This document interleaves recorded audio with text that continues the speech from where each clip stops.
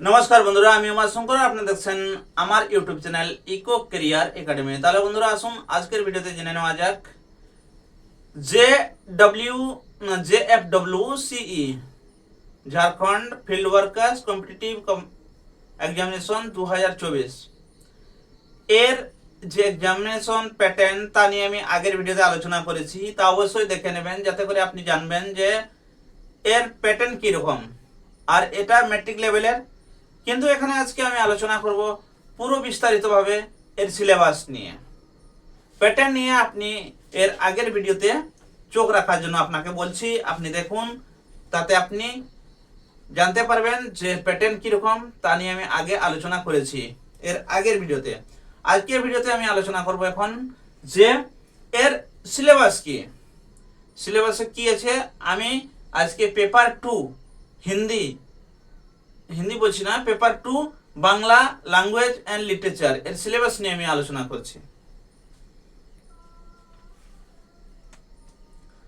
এটা ম্যাট্রিক লেভেলের, আর ম্যাট্রিক লেভেলের জেএসএসসি যতগুলো ভ্যাকেন্সি বার করেছে সবগুলোর কিন্তু সিলেবাসটা একই রকম। তাই যেগুলো ম্যাট্রিক লেভেলের তার সিলেবাস আমি আলোচনা করছি। এর অবশ্য কি পড়তে হবে না পড়তে হবে এ নিয়েও আমি পরবর্তী ভিডিওতে আলোচনা করব। প্রত্যেক দিন আমার একটা ভিডিও আপনারা পাবেন। তাই আপনাদেরকে আমি আমার ইউটিউব চ্যানেল ইকো কেরিয়ার একাডেমিতে চোখ রাখার জন্য অনুরোধ করছি।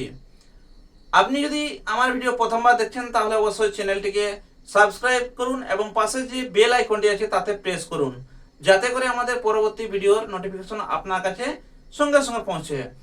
আর বেল আইকন প্রেস করার পরে আপনি অল সিলেক্ট করবেন, তাতে আমাদের সব ভিডিও নোটিফিকেশন আপনার কাছে পৌঁছাবে।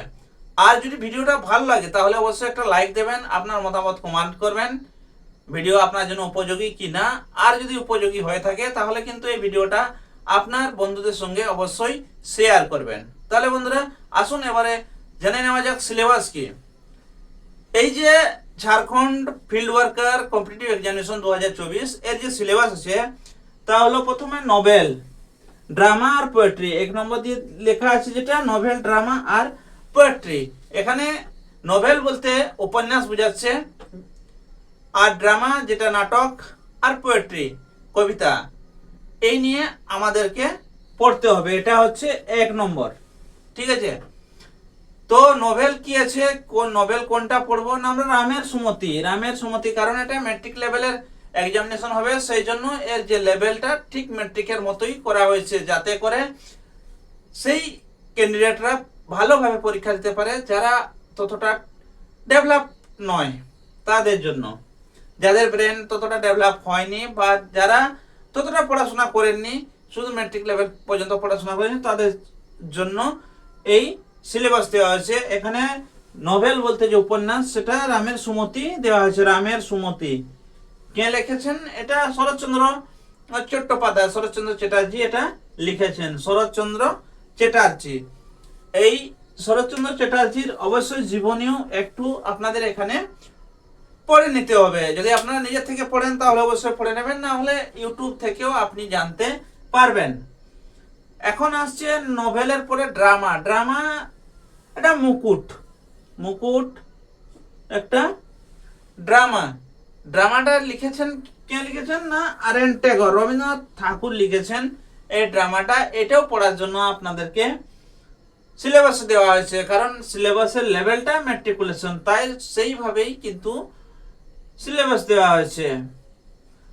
এরপরে আসছে পোয়েট্রি দুটো আছে। একটা আছে শিশু কাব্য আর একটা আছে কাব্য সঞ্চয়ন।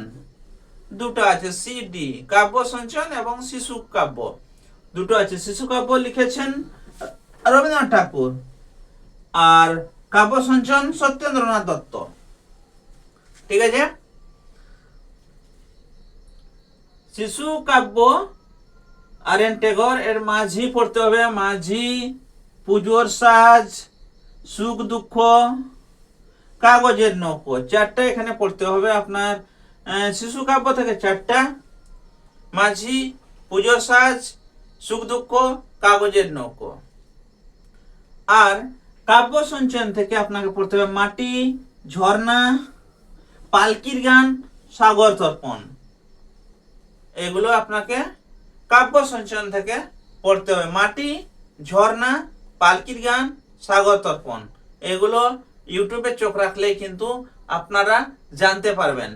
কারণ এরপরে আমাদের রীতিমতো প্রত্যেক দিন সকালবেলা একটা করে ভিডিও আসতে থাকবে, আর মাঝে মধ্যে আমরা লাইভ সেশনেও আসবো। আপনারা লাইভ সেশনে যুক্ত হবেন, তাতে আপনারা জানবেন সিলেবাস নিয়ে, পরীক্ষার প্যাটার্ন নিয়ে, আপনারা কিভাবে স্টাডি করছেন সেই নিয়ে। আর যদি সম্ভব হয় তাহলে আমরা মক টেস্ট, আমাদের যে জেলাগুলো আছে ঝাড়খণ্ডের, সেই জেলাগুলো যেগুলোতে বাংলা ভাষা চলে সেগুলোতে আমরা মক টেস্টের ব্যবস্থাও করাবো। এরপরে 2 নম্বরে আসছে এখানে 1, 2, 3, 4 চারটা ভাগ করা হয়েছে। সেই 4টা ভাগের 1 নম্বর আলোচনা করা হলো। দ্বিতীয় নম্বর আসছে গ্রামার। গ্রামারে আপনাকে যেটা পড়তে হবে বিশেষ্য, বিশেষণ, সর্বনাম, ক্রিয়া, লিঙ্গ, বচন। এখানে একটু আলোচনা আমরা করে নিতে পারি। এই গ্রামারটা ম্যাট্রিক লেভেলের সব থেকে সহজ যেটা গ্রামার, সেই গ্রামারই দেওয়া হয়েছে। বিশেষ্য, বিশেষ্য কাকে বলে, বিশেষ্য কি, বিশেষ্যের ভাগ কতগুলি, এই নিয়ে আলোচনা আমরা ইউটিউবেই করে নেব। আপনারাও ইউটিউবে চোখ রাখবেন, আর আপনাদের বন্ধুদেরও চোখ রাখতে বলবেন। আর একটা জিনিস, যখন আমরা লাইভ সেশন করব তখন আপনারা লাইভ সেশনে যুক্ত হবেন, যাতে করে আপনারাও জানতে পারেন বাংলা ঝাড়খণ্ডে কিভাবে স্টাডি করা হবে। গ্রামারে আছে বিশেষ্য, বিশেষণ, সর্বনাম, ক্রিয়া, লিঙ্গ, বচন। একেবারে সহজ প্রশ্ন। এই যে প্রশ্নগুলো আসবে, এই প্রশ্নগুলো কিন্তু সায়েন্স স্টুডেন্ট যারা থাকবে তারা কিন্তু অনায়াসেই করতে পারবে। কারণ সায়েন্স স্টুডেন্টগুলা একটু পড়াশোনা করে বেশি, যার জন্য তারা একটু বেশি পারবে। তাই আপনাদেরকে এইগুলো থেকেও কিছু একটু বেশি করতে হবে। সেই নিয়ে আমরা আমাদের এই ইউটিউব চ্যানেলে আলোচনা করব, আর আপনারা তা অবশ্যই আমার ভিডিওগুলো থেকে উপভোগ করতে পারবেন, জানতে পারবেন। এরপরে আসছি এসেতে আনসিন প্যাসেজ থাকবে, আর সেই প্যাসেজ থেকে আপনার প্রশ্নের উত্তর জিজ্ঞেস করা হবে। আপনাকে মাল্টিপল চয়েস কোশ্চেন দেওয়া হবে, সেইখান থেকে আপনাকে অ্যান্সার করতে হবে। 4th নম্বর আসছে লেটার রাইটিং। এটা কিন্তু নতুন জিনিস। লেটার রাইটিং আবার কি? লেটার রাইটিং বলতে আপনি যে লেটার রাইটিং, আপনি আপনার বন্ধুর কাছে আপনি লেটার দিচ্ছেন, বা এমনও হতে পারে একটা লম্বা লেটার বা চিঠি দেওয়া থাকবে, সেইখান থেকে প্রশ্ন করা হবে। যেমন letters from letters from Nehru to his daughter. সেইভাবে তার যে লেটার ছিল, সেই লেটার বা ট্যাগরের বা আরো কেউ যারা লেটার লিখেছেন তাদের লেটারগুলো এখানে আপনাদের আনসিন প্যাসেজের মতো দেওয়া হবে, আর সেইখান থেকে প্রশ্ন করা হবে। লেটার রাইটিং তা নিয়েও হতে পারে যে আপনারা প্রশ্নের উত্তর করবেন সেই লেটার রাইটিং নিয়ে, কারণ লেটারে কি দেওয়া হয়েছে সেগুলো থেকে প্রশ্ন আসতে পারে। লেটারে কি লিখেছেন, কাকে লিখেছেন, কেন লিখেছেন, আলোচনা মাধ্যমে সেগুলো আপনারা জানতে পারবেন। আর এখানে যে কবিতাগুলো, মাঝি, পুজোর সাজ, সুখ দুঃখ, কাগজের নৌকো, মাটি, ঝর্ণা, পালকির গান, সাগর তর্পণ, এই সবগুলো কবিতা কিন্তু আপনারা এই ইউটিউব চ্যানেল থেকে প্রত্যেক দিন যদি ভিডিও দেখেন আমার এই চ্যানেল থেকে, তাহলে কিন্তু আপনারা অনায়াসেই জানতে পারবেন। তাহলে বন্ধুরা, আজকের এই সিলেবাস যা আছে, বাংলা সিলেবাসটা, এ নিয়ে আমি আলোচনা এখানে করলাম। এরপরে একটু সঙ্গে আমি হিন্দিটাও আলোচনা করে নিচ্ছি। হিন্দি যে সিলেবাসটা আছে পেপার 1, কারণ পেপার 1এও আপনারা কে যে নম্বরটা আনতে হবে সেই নম্বর নিয়ে আমি এখন একটু আলোচনা করছি। পেপার 1-এ এটা তো হলো পেপার 2, এটা হলো পেপার 2-র সিলেবাস, আর পেপার 1-এর সিলেবাস এটা হলো পেপার 1, ঠিক আছে। পেপার মানে এখানে কি দুটো আছে, হিন্দি আছে আর আছে ইংলিশ। হিন্দি ইংলিশ, কারণ আপনি ঝাড়খণ্ডে থাকছেন, ঝাড়খণ্ডে চাকরি করবেন, আর যদি আপনি এই ঝাড়খণ্ডের যে বহুভাষী লোকের সঙ্গে কমিউনিকেশন করবেন, সেই কমিউনিকেশনটার জন্য আপনাকে যেটা চাই সেটা হলো ইংরেজি বা হিন্দিতে আপনাকে কমিউনিকেশন করতে হবে। কারণ এই বিরাট ভারতবর্ষে বাংলা, পশ্চিমবঙ্গ আছে যেখানে বাংলা বলা হয়, উড়িষ্যা আছে যেখানে উড়িয়া বলা হয়, আন্ধ্রপ্রদেশ আছে যেখানে তেলুগু বলা হয়, তামিলনাড়ু আছে যেখানে তামিল বলা হয়, কেরালা আছে যেখানে মালায়ালাম বলা হয়। এই যে আলাদা আলাদা জায়গা, আলাদা আলাদা জিওগ্রাফিক্যাল এরিয়া, সেই জিওগ্রাফিক্যাল এরিয়া বা হিস্টোরিক্যাল এরিয়া যেগুলো আছে সেইগুলোতে কিন্তু ভাষা নিয়েও কিন্তু অনেকটা সেখানকার যদি আমরা চাকরি করতে যাই আর সেখানে যদি লোকাল ল্যাঙ্গুয়েজ না জানি তাহলে আমরা কমিউনিকেশন করতে পারবো না। তারা কি বলছে আমরা বুঝতে পারবো না, আমরা কি বলছি তারা বুঝতে পারবে না। সেই জন্য আপনার যে ভাষা জ্ঞানটা চাই সেই ভাষা জ্ঞানটা কিন্তু আপনার পেপার 1-এ দেওয়া আছে। কারণ আপনি যখন ঝাড়খণ্ডে থাকছেন, ঝাড়খণ্ডে চাকরি করবেন, তখন কিন্তু সেই ভাষাটা হওয়া চাই। তার জন্য আপনার কি চাই না, হিন্দি আর ইংরেজি আপনাকে জানতে হবে, কোয়ালিফাই করতে হবে। তাতে এটা কিন্তু কোয়ালিফিকেশন, এর নাম্বার যুক্ত করা হবে না আপনার র্যাঙ্কিং করার জন্য। কারণ র্যাঙ্কিংটা এমনিতেই হবে, শুধু আপনার জানতে হবে আপনাকে যে আপনি যখন ঝাড়খণ্ডে চাকরি করবেন তখন হয়তো বাঙালির সঙ্গে আপনাকে কমিউনিকেশন করতে হবে, উড়িয়ার সঙ্গে করতে হবে, সাঁওতালির সঙ্গে করতে হবে, মুন্ডার সঙ্গে করতে হবে, বা কুড়মালি ভাষাভাষীদের সঙ্গে কমিউনিকেশন স্থাপন করতে হবে। এই বহুভাষীর জন্য আপনি যে কমিউনিকেশন স্থাপনা করবেন, তাদের সঙ্গে আপনি কথা বলবেন, তাদের কথা আপনি বুঝবেন, তার জন্য কিন্তু আপনাকে হিন্দি বা ইংরেজি জানতেই হবে। কারণ তারা আপনার সঙ্গে কমিউনিকেশন করবেন হিন্দি বা ইংরেজিতে। কারণ আপনি যে ভাষাটা জানেন সেই ভাষা নিয়ে তারা কিন্তু কমিউনিকেশন নাও করতে পারেন। কারণ বাঙালি তার ভাষা, যে মাতৃভাষা বাংলা, তা নিয়ে গর্ব করে আর তা নিয়ে তারা বেঁচে থাকতে চায়। ঠিক সেইভাবে সাঁওতাল বা উড়িয়া তারাও তাদের মাতৃভাষা নিয়ে থাকতে চায়, সবকিছু করতে চায়। কিন্তু এখানে আমাদের যে সরকার, ঝাড়খণ্ড সরকার, তিনি সবগুলো ভাষাকে এলাও করেছেন দ্বিতীয় রাজভাষা হিসাবে। হিন্দি, ইংরাজি, সংস্কৃত, উর্দু, সাঁওতালি, বাংলা, মুন্ডারি, হো, খাড়িয়া, কুড়ুক, কুড়মালি, খোট্টা, নাগপুরি, পঞ্চকর্বনিয়া, উড়িয়া এগুলোকে মান্যতা দিয়েছেন। তার জন্য আপনাকে কিন্তু কমিউনিকেশনের ল্যাঙ্গুয়েজে হিন্দি ও ইংরাজি জানতেই হবে। সেই জন্য আপনার পেপার 1 কোয়ালিফাইং রাখা হয়েছে 120টা প্রশ্ন নিয়ে। এখানে হিন্দিতে আপনার 80টা প্রশ্ন থাকছে, 80টা প্রশ্ন থাকছে। ইংরাজিতে 40টা প্রশ্ন থাকছে, ইংরাজিতে থাকছে আপনার 40টা প্রশ্ন। সব মিলিয়ে 120টা প্রশ্ন। আর এখানে আপনার 30% দুটো মিলিয়ে আনতে হবে। এখানে হিন্দি ও ইংরাজি যে ভাষাটা আছে ওটা যদি আপনি এখান থেকে কিছুগুলো প্রশ্ন করলেন, এখান থেকে কিছুগুলো প্রশ্ন করলেন, দুটো জায়গা থেকে আর দুটো জায়গা থেকে যুক্ত করে 30% আনতে হবে। আপনি যদি একটাতেই 30% নিয়ে আসেন, একটাতে 0 আনেন, তাহলেও কিন্তু হয়ে যাবে। যদি আপনি হিন্দিতে আপনার 30% নিয়ে আসেন আর ইংরেজি নাও করেন, তবুও আপনার কিন্তু এখানে কোয়ালিফাইং হয়ে যাবে। আর এই কোয়ালিফাইং নম্বরটা কিন্তু আপনার এতে জোড়া হবে না, যুক্ত করা হবে না, আপনার র্যাঙ্কিং এ যুক্ত করা হবে না। এখন আসা যাক এই হিন্দি ভাষার সিলেবাস নিয়ে।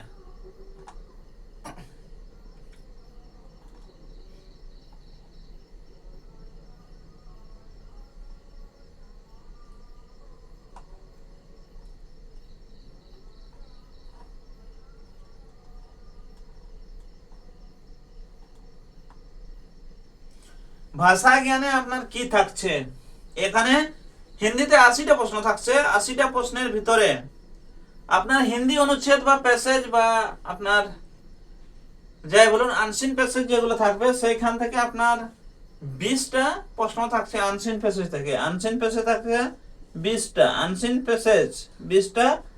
আর থাকছে গ্রামার থেকে থাকছে 60, গ্রামার থেকে থাকছে 60। এটা থাকছে হিন্দি।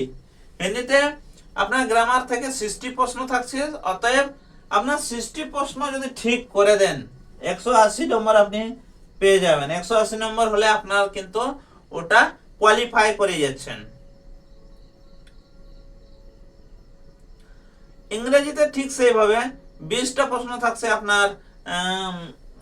আপনার ইংরেজিতে 20টা প্রশ্ন থাকছে আনসিট পেসেজ থেকে, আর 20টা প্রশ্ন থাকছে গ্রামার থেকে।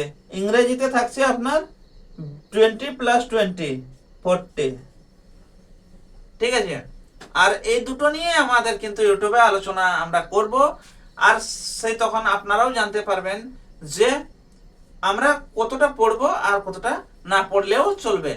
কারণ যেখানে আমাদের বেশি পড়তে হবে সেই বিষয়টাকে আমাদের একটু দেখতে হবে। আর এখানে একটা জিনিস আলোচনা করছি, আমরা যখন পরীক্ষা দিই, আমি জিএসএসসি পরীক্ষা দিয়েছি, অনেকবারই পাস করেছি। ঠিক আছে, তবে আমি পরীক্ষা হলে গিয়ে যেটা দেখি, আমরা যদি সেই জিনিসটা যেটা করব আর যেটা করব না সেই জিনিসটা নিয়ে ভাবি। প্রথম আমরা ফর্ম ভরে দিয়েছি, পরীক্ষা হবে এটা নিশ্চিত, পরীক্ষা কবে হবে এটা অনিশ্চিত। পরীক্ষা হবে এটা নিশ্চিত, কিন্তু পরীক্ষা কবে হবে ওটা অনিশ্চিত। যতক্ষণ পর্যন্ত না আমাদের কার্মিক বিভাগ বা সরকার এটাকে রিজেক্ট না করে ততক্ষণ পর্যন্ত আমাদের পড়াশোনা করেই চলতে হবে। আর একটা সব থেকে ভালো জিনিস হলো ম্যাট্রিক লেভেল, ইন্টারমিডিয়েট লেভেল আর গ্রাজুয়েশন লেভেল, 3টা লেভেলের যে সিলেবাস দেওয়া আছে কিন্তু সবগুলোই সমানভাবে আছে। আপনার গ্রাজুয়েশন লেভেলের যে কোনো ভ্যাকেন্সি আসুক আপনার সিলেবাস সেম থাকবে, আপনার ইন্টারমিডিয়েট লেভেলের যে কোনো ভ্যাকেন্সি আসুক আপনার সেখানে সিলেবাস সেম থাকবে, আর আপনার ম্যাট্রিক লেভেলের যে সিলেবাস আসুক সেখানেও কিন্তু আপনার সিলেবাস সেম থাকছে। তাহলে এখানে মজার বিষয় এই যে আপনি যদি একটাকে ভালো করে দেখেন, ম্যাট্রিক লেভেল দেখেন, তাহলে কিন্তু ম্যাট্রিক লেভেলে যতগুলো ভ্যাকেন্সি আসুক সবগুলোতে কিন্তু আপনি পাস করার যে সম্ভাবনা তা কিন্তু আপনার বেড়ে যাবে। আর ইন্টারমিডিয়েটেও ঠিক সেইভাবেই আপনি যদি ভালোভাবে পড়াশোনাটা করেন তাহলে কিন্তু আপনার যে প্রশ্নের উত্তর দেওয়ার যে ক্ষমতা তা কিন্তু আপনার বেড়ে যাবে। গ্রাজুয়েশন লেভেলেও ঠিক সেইভাবে।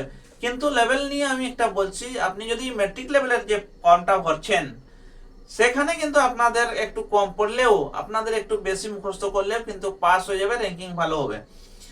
আর ইন্টারমিডিয়েট লেভেলে একটু পড়লে এর থেকে বেশি কিন্তু আপনার সেখানেও র্যাঙ্কিং ভালো। কিন্তু গ্রাজুয়েশন লেভেলটা সিলেবাস কিন্তু আপনার গ্রাজুয়েশন লেভেলের মতোই আসবে।